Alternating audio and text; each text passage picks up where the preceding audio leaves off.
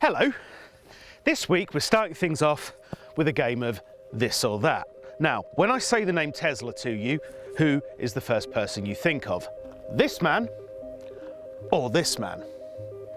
Now, I'm not from the government, so I'm not going to tell you how to decide and what to think. But what I will say though is that after a week with this Tesla Model 3 long-range rear-wheel drive, it truly lives up to its namesake. And that namesake, Nikola Tesla. But who was he? A visionary inventor, engineer and eccentric genius, Tesla imagined entire creations in his mind before ever building them.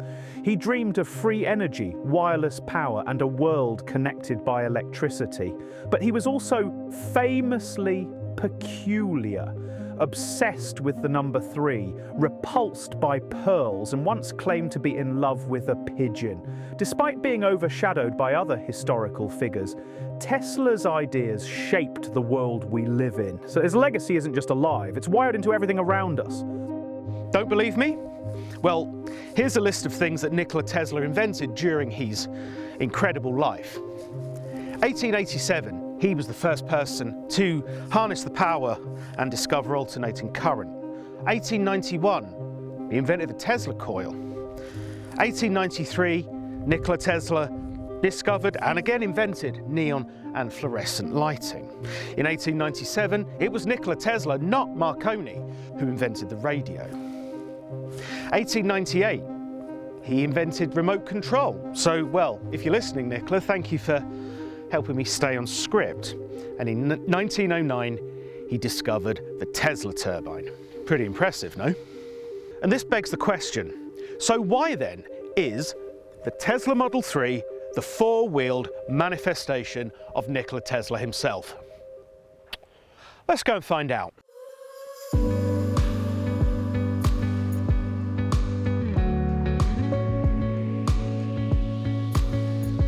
Well, it's evidently a Model 3, clearly, because we've got the high roofline here, the sort of slightly raked windscreen. But for 2024 Tesla, they updated the Model 3 with a new front end, and well, the old one looked a bit froggy, didn't it, to be honest with you? And this now, they've sort of made it, well, they've sort of positioned the lights lower, they've smoothed off the bumpers, so it still retains, well, what is essentially a Tesla Model 3, but it just looks a little more premium. Now, I do like it, and I think from this angle, it does look a bit like an Aston Martin Vantage. So, you know, when James Bond has to go get an EV, because that's what the government wants by 2035, I would recommend this on a salary sacrifice scheme from £299 a month. Now, like I said, I think it's good looking, but not everybody agrees, and I've had some friends and some colleagues, you know, suggest that it does look a bit like a fish. Ooh. Let me know what you think in the comments. Right, we all know Tesla is big on tech, and this car has many cameras. There's one here, there's a sensor there, which houses a camera.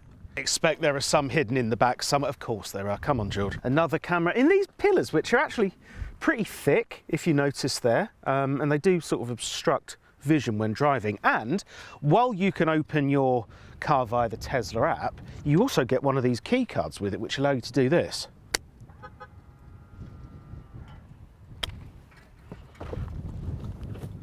Voila. It is pretty tech heavy, but it's all well hidden. And then we'll talk about more tech when we step inside.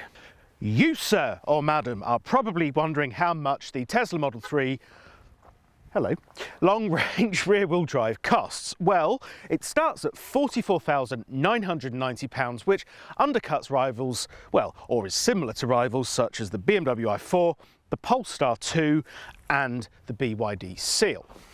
Now, this stealth grey metallic paint does come as standard, even, and however, these 19-inch Nova wheels are a £1,500 option, and they do compromise the range. We'll talk about that in a little bit, as well as some of the other options you can spec your Tesla Model 3 with. Being a, well, family car at the end of the day, the Tesla Model 3 does come with plenty of space. Now, in the front, there is an 88-litre frunk, or fruit, if that's how you choose to live, which can, in the true spirit of Nikola Tesla, be opened wirelessly via the Tesla app. There we go, look. Oodles of space. In the rear boot, or the root, as I shall now refer to it as, there's plenty of space. Using Nikola Tesla's wireless technology via the Tesla app, you can open it via here, and there's up to 490 litres of space and underfloor storing where the car's charging cables are kept.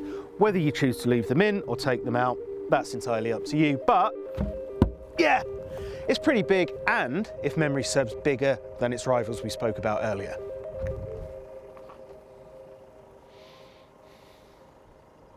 Inside the Tesla Model 3, it's all very Tesla and minimalistic. It's all very, you know, if you've been in an Apple store, you'll know what I'm talking about. This two-tone seating, which, well, isn't particularly friendly with the white seats if you, well, wear black jeans, got a dog, have children, or, you know, anything that's, you know, not surgically clean, that's not a particularly good idea. They're a £1,100 option. In the middle, like all Teslas, there is a 15.4-inch touchscreen infotainment display which controls everything. We'll get into that a bit later. Here on the steering wheel, which is a nice size actually, it's not tiny like a Peugeot, which can be a bit strange and a bit strong-handy. But it doesn't feel massive either. It's just a really nice size. It's nice and chunky. It does have some quirks though. You manage the steering wheel positioning, so the moving it up and down and in and out. You manage that via the screen and a button on here. I'll show you that in a bit. Tesla here has done away with all the stalks, so things that would control the indicators, the lights, you know what I'm talking about, and they've moved it all onto buttons on the steering wheel. Now, it's not really a problem, because you do get used to it, and once you've rid your hands of piss, which is phantom indicator stalk syndrome, not me being childish, you know, you get used to pressing it, and that's okay. But it's not really made my life any easier. It's certainly not made it any worse, and I've not got crossed up as well when I'm at a roundabout and I'm trying to indicate at all. You just sort of have to rewire how you think, but it just answers a question that wasn't there in the first place. There's also wireless charging down here, so you can put your phone, and as you're on the move, it'll just pick up. There we go, lit up and just charge automatically. However, there is no Apple CarPlay or Android Auto, but it doesn't really matter because Tesla's navigation system's really good and very accurate. And also, if you want to use Spotify, you can. You basically scan at the top when you open Spotify in the car, and that logs, scan with a QR code, and that immediately logs into your Spotify account. So it's just sort of happy days from there, really. So you come out, there you go. That's how you can sort of control the car. You can open the bonnet or the frunk there, and the root there. Charging, you can set the limit there. I've been setting it to 100 as opposed to the 80 that you should do, simply because I've been doing a lot of mileage. Display, you can have it in light mode, whoa, which I certainly don't like, dark mode, or set it auto to your settings. Navigation, which is dead easy, so I pull that up there, and if I want to go to Aldi, which is in Chaplin Le Frith, it's 21 miles away, bosh, done, it's up, and you follow that, and it really hasn't sent me on a wild goose chase once since using it, so I can, you know, that's pretty easy. And what's pretty neat here as well, so it'll say it takes 59 minutes, 26 miles, and I'll have 77% battery left when I arrive, which is from the 87% we have now. Something else that's nice about the Tesla Model 3's cabin is that where it's quite a minimalist space, this huge sunroof lets some natural light in on a nice warm day like today, and just, again, just adds to this nice sense of airiness. And that leads to another point that Tesla's thought. Like, you know, people leave their dogs in cars on hot summer's days, and that's really, really not nice. And what Tesla's done, they've thought about this. So if you've taken your furry friend out with you, whether that be dog, cat, or considering we don't have any live animals, we do have Hartley the hare here. If we go into the climate control menu, which is there, and we press dog mode, that enables it, which keeps the temperature cool for the dog. So I'm going to put Hartley here, and we're going to get out and we're going to have a look at what the screen changes to in dog mode, or well, hare mode for Hartley.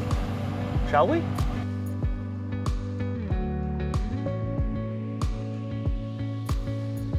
Tesla, the animal-friendly choice. In the back of the Tesla Model 3, it actually feels pretty cosy. I mean, I'm not the tallest bloke in the world, as I've said a million times, but I mean, there's not a lot of give there. I wouldn't want to be too much taller. And that is actually quite steep, that rear window line. Also, this sort of big bar across the top that separates the sunroof, it does make things feel a little bit snug in here. But you could fit 3 adults if they're under 6 foot quite comfortably. There are 2 USB-C charging ports here, so there you go. My phone is charging. And also this small screen in the middle, it reflects the one in the front. So again, you can control where the air goes. I'm controlling the rear air vents, as we see in the front. Fire that up, fire that in your face if you want. It's a nice touch, actually, I like that. But I'm not going to be using that because I'm driving and I don't have any passengers with me.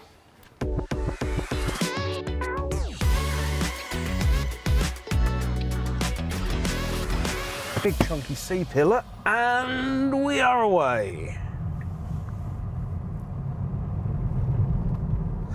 I have noticed that if you drive this in standard mode, it's got 316 brake horsepower as it is, but in standard mode it's just really, really easy to use all of that power, let's say. So what you can do as well is you can press here in dynamics and put it in chill mode, which is, if you're driving in town, that's actually a lot nicer because it delays the throttle response. It just makes it slightly more inert and heavy and less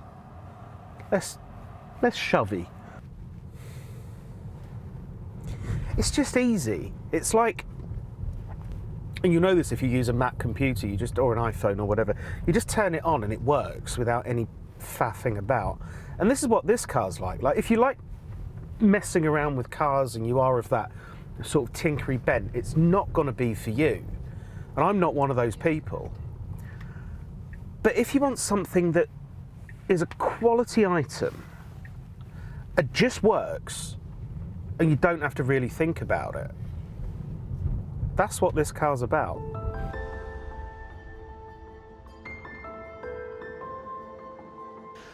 Now, it may be somewhat unpalatable, but approach the Tesla Model 3 as something, well, not even from the same company as the somewhat, well, very, very gittish Cybertruck.